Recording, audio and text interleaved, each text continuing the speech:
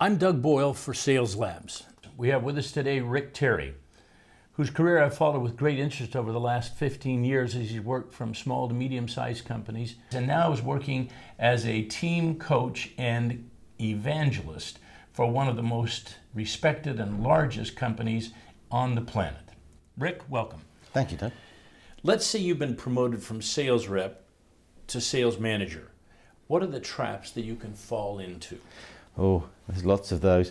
I think the key one is always trying to prove that you're still a great salesman. And sales managers who want to muscle in on the deal, show that they know how to close this deal, and pushing their own salesman out of the way, still trying to be a super salesman, would be a classic example of that.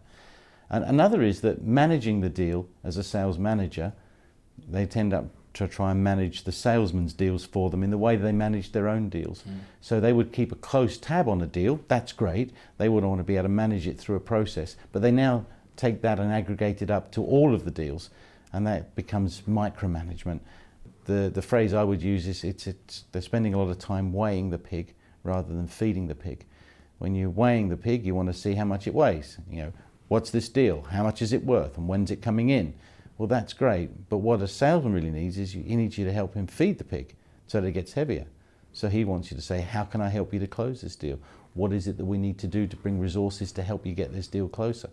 And so what they're looking for is support from the sales manager, not questions from the sales manager about their technique. They don't need to be asked those questions. They know where they're strong and weak. What they need is help to get past obstacles in their way, help to be able to close a deal. So help them to feed the pig, not just weigh it. Should a newly promoted manager cut the ties with those who previously were peers and not worry about being popular?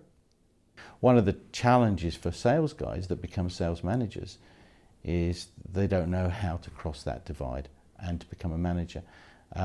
One of the best sales guys I ever met, Carl, was an excellent salesman and never wanted to be a sales manager because he knew he couldn't manage people.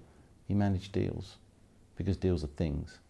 And he wasn't a very good mentor. He wasn't good at transferring his skills to other people. All he wanted to do was sell. And Carl sold very well. Don't promote necessarily your best salespeople to be managers just because you think that's what they want or that's what will be best for the business. Ensure that you're managing your people correctly. By the same token, I've seen guys who've been mediocre salesmen be fantastic sales managers because they know how to mentor people rather than just managing things. Oftentimes, the things that were strengths for you as a salesperson could become a liability as a sales manager. Can you comment on that? Most salespeople at heart are showmen. They like being center stage, and you have to take a bit of a back seat, particularly when you're on sales calls.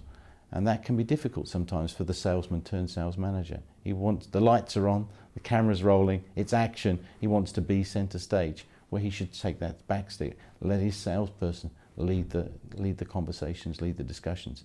One of the classic things is, being able to leverage his discount capability or whatever. I think it's good if you can hold that in abeyance and then make sure it comes back through the sales rep. Help the representative of the company represent himself and the company. Don't make him redundant by doing the job for him. Rick, as I'm thinking about my own experience, when I was working for IBM years ago, we brought in a group of first, second, and third level managers. And we were talking about distilling down into its purest form what the job of a manager is. And we probably had 25 or 30 different entries on the whiteboard. We finally distilled those down to two things: manage today's business, mentor, create and develop tomorrow's leaders.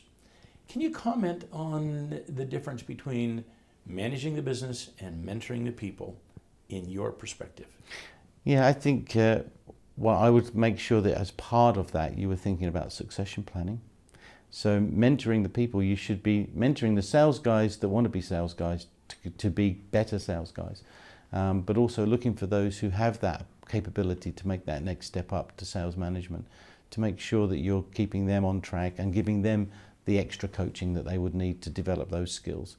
And the managing of the day-to-day business is a fundamental part of what is happening from above. The business is asking you to weigh that pig rather than feed that pig. I think the other aspect of that is that we have to manage upwards as well. And you need to be able to be providing to your manager the information that he needs, but also giving him the information on the team below, because none of us know where we're going to be career-wise moving forwards. And we need to make sure that not only are we being pulled up the organisation by our managers, but the good people we see below us are also being promoted as well. So we need to make sure that we're highlighting the good people to the people above us so that they can be spread throughout the organisation. One of the key elements, and it's a tough thing to have to do as a salesman, a sales manager rather, is to refer one of your salesmen to somebody else's sales management role. Losing a good sales guy out of your own team, why would you want to do that? Well, because you recognise that he is, for the benefit of the business and for the benefit of his personal career, he needs to be in a sales management role somewhere else. That's a tough decision to make, but a good sales manager will make that decision